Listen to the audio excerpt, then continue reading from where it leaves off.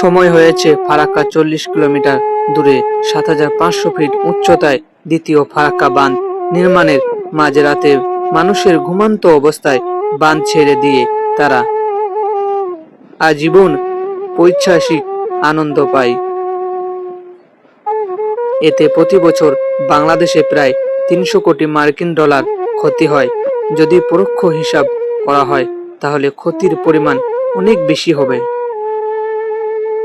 তারা বর্ষায় যা পানি দেবে এই 40 কিলোর মধ্যেই থাকবে, আর যদি এর চেয়ে বেশি পানি ছাড়ে তো তাদের দেশেই সেই পানি চলে যাবে, কারণ তাদের উচ্চতা ৭,৩৫০। আর গ্রীষ্মকালে তারা পানি দিতে চায় না। এই পানি আমরা তখন আমাদের সুবিধার মতো নিয়ে নেব।